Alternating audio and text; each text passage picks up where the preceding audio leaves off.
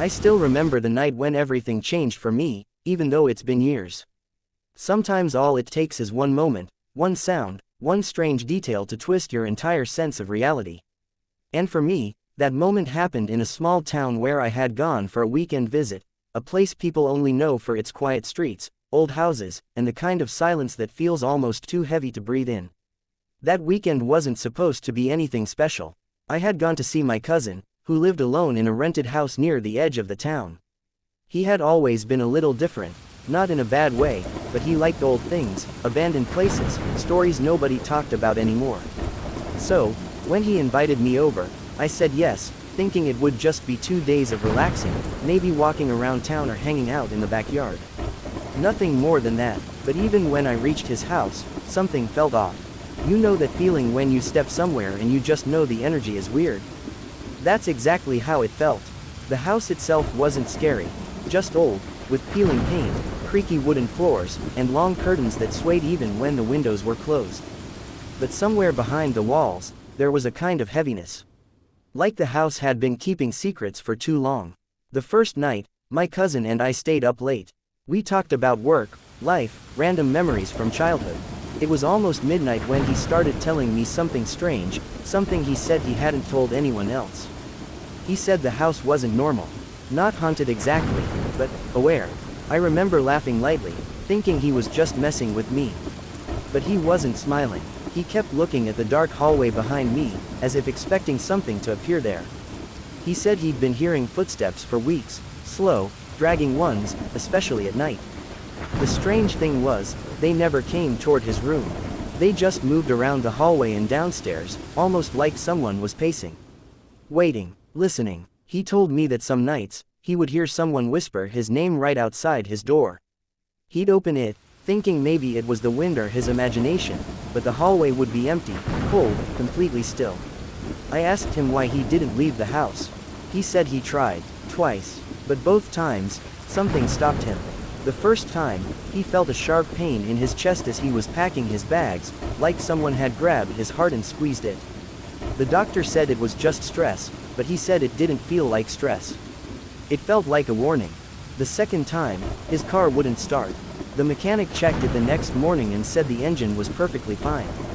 But that night, no matter how many times he tried turning the key, the car stayed dead. He finally looked up at me with tired eyes and said, "I think it wants me to stay." The room felt colder suddenly. Maybe it was just the way he said it, quietly, without exaggeration, like he truly believed the house had its own will. I didn't know what to say, so I told him to sleep and not overthink it. But inside, I was starting to feel uneasy too. That night, I slept in the guest room. Or at least, I tried to. Around 2 a.m., I woke up to the sound of footsteps. At first, I thought it was my cousin. But the steps didn't sound normal. They weren't light or quick. They were slow, dragging, uneven. Like someone injured, or someone who hadn't walked properly in a long time. I sat up quietly, listening. The sound was right outside my room, then it moved toward the staircase. Then back again, then closer, so close that for a moment, I thought someone was standing right behind my door, breathing softly. I held my breath, hoping it was just the house settling, but then I heard something that made my blood turn cold. Someone whispered, not loudly, not angrily, but in a soft, hoarse voice. A whisper so close, so clear, that it felt like it crawled right into my ear. I couldn't understand the words, they were too low, but the tone was unmistakable. Someone was calling me, not by name, but by presence, like someone was trying to check if I was awake. I froze. I didn't move. I didn't speak. I just sat there in complete darkness, with my heartbeat pounding so loudly I was afraid whoever, or whatever, was outside might hear it. After what felt like an eternity, the whisper faded. Then the footsteps moved away. Then, silence. I don't know how long I stayed awake, staring at the door, waiting for something to happen again. But eventually, exhaustion pulled me into a light, restless sleep. In the morning, I asked my cousin if he had been walking around last night. He shook his head instantly. "I didn't leave my room," he said. "I haven't walked the hallway after 10 p.m. for weeks." I didn't tell him what I heard. I didn't want to make it worse for him. The second night was worse. We decided to sleep earlier, hoping nothing strange would happen. but I couldn't shake off the uneasiness. The air felt heavy, almost thick. Even the walls looked darker somehow. Around midnight, something happened that I still can't explain properly. I woke up to the sound of someone knocking on my door. Not loudly, just a soft, slow knock. 3 times. I didn't answer. I didn't move. Then the knob turned. Slowly. The door didn't open. It was locked, but the knob twisted, then twisted back, as if someone was testing it. Then I heard breathing, right outside the door. Long, shaky breaths, like someone hungry, or angry, or both. I wanted to call out to my cousin, but something stopped me. Instinct. Pure instinct. The kind that tells you when you're being watched by something you cannot handle. The breathing stopped, and then something slid across the door, like a hand brushing the surface. A cold, deliberate stroke. Up and down. I could feel my skin crawl. After a minute of complete stillness, something hit the door lightly. Not like a punch, more like a tap. A finger. Tap, tap, tap, and then a whisper. This time, I heard it clearly. Let me in. My body went numb. I don't know how long I sat there, paralyzed. But eventually, the sound stopped. The presence faded, and silence returned. The next morning, I looked at the door carefully. There were marks on it. Light scratches, thin but noticeable, as if nails had dragged down the wood. I didn't say anything to my cousin, partly because I didn't want to scare him, and partly because I didn't want to say the words out loud. Saying them would make it all too real. But the strangest part came later that afternoon. While my cousin was making tea, I stepped outside for some fresh air. I walked around the house, just to clear my mind. And that's when I noticed something odd near the side wall. Footprints. Bare footprints. They led from the back of the house, to my window. Small, thin, almost childlike footprints. But the ground was full of dead leaves. It should have been easy to see where they started. But no, they only existed near the house. No starting point, no direction, just appearing there, like someone had stood outside my window for a long time. I felt a shiver crawl up my spine. I didn't want to believe that the thing wandering inside the house was also wandering outside. That evening, I told my cousin I was thinking about leaving early in the morning. His face fell, not because he was upset, but because he was scared. "You can leave," he said quietly, "but I don't think it's going to let you." The way he said it didn't sound like fear of the house. It sounded like experience. That night, I didn't sleep at all. I packed my things, stayed sitting in the corner of the room with the lights on. Every creak of the house made my heart jump. Every shadow felt like it was watching me. Around 3 a.m., everything became silent. Completely silent. Not even the usual night insects made a sound. That kind of silence only happens when something is present. Something that doesn't belong. And then, footsteps again. But this time, they weren't dragging. They were steady, slow, purposeful. They stopped right outside my door. I held my breath. For a moment, everything was still. Then, in a voice so soft it barely existed, I heard, "Don't leave." I felt a chill so deep it was like ice filling my lungs. I didn't open the door. I didn't answer. I didn't move. Eventually, after maybe an hour, the presence walked away. When morning finally came, I rushed out of the house with my bag and didn't look back. My cousin came outside too, looking tired and resigned. "Call me when you reach home," he said, trying to smile. I nodded, got into my car, and started the engine.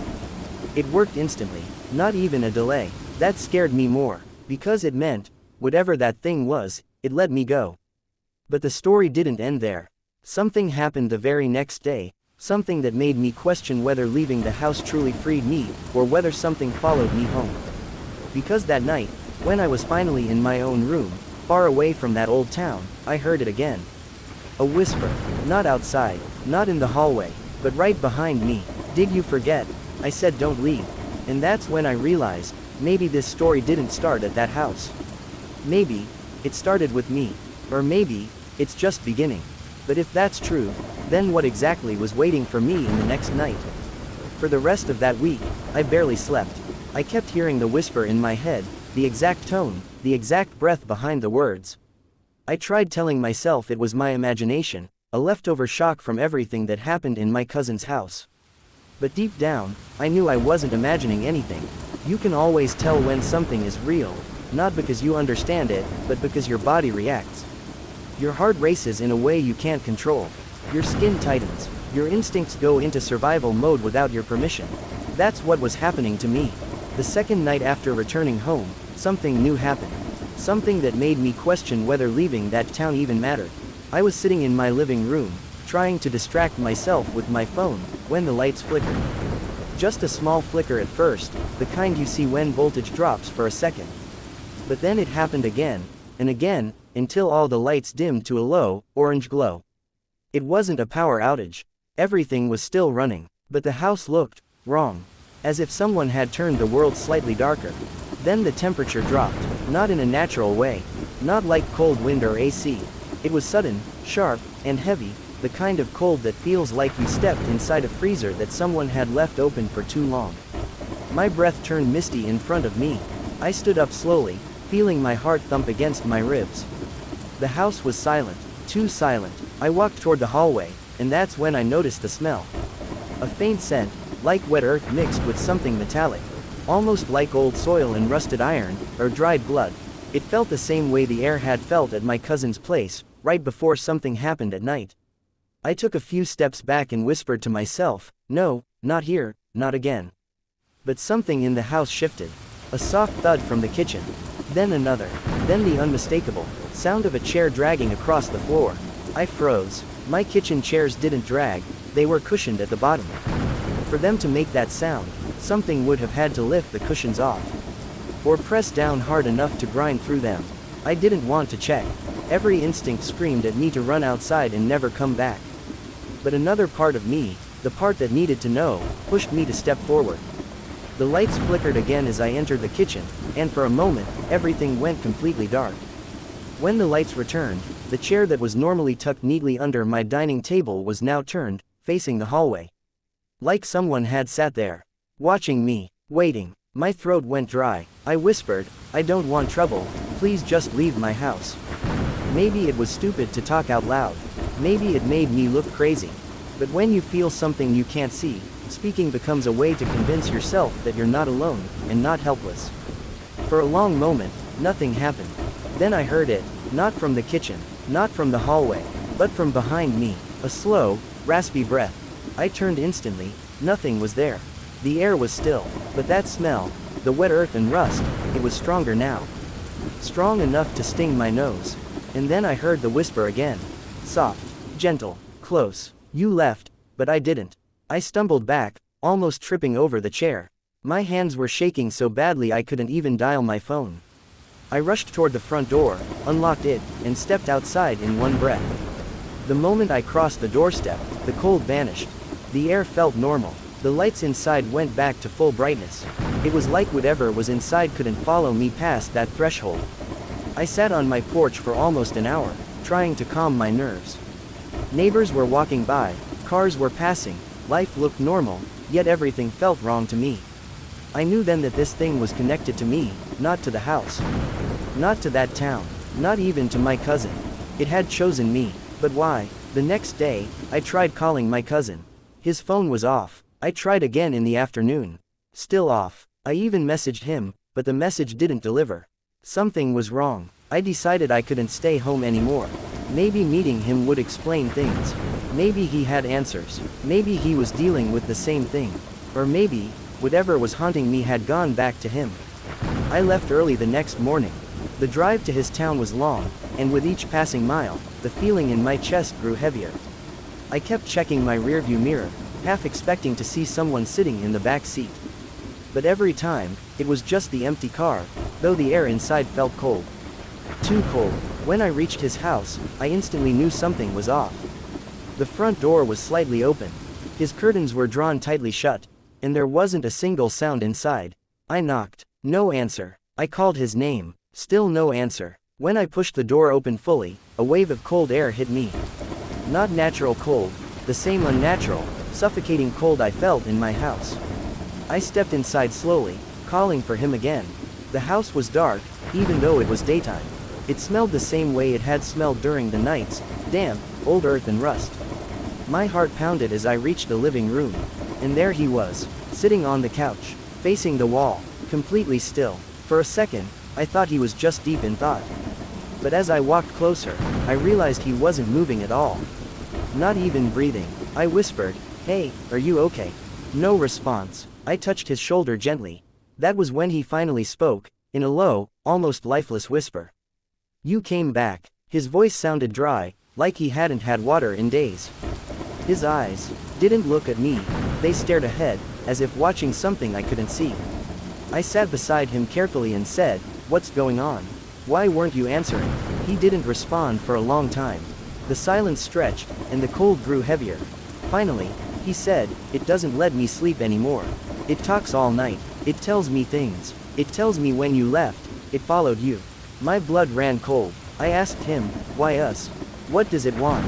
He looked at me slowly, his eyes filled with a kind of fear I had never seen in him before. "It wants to stay," he whispered.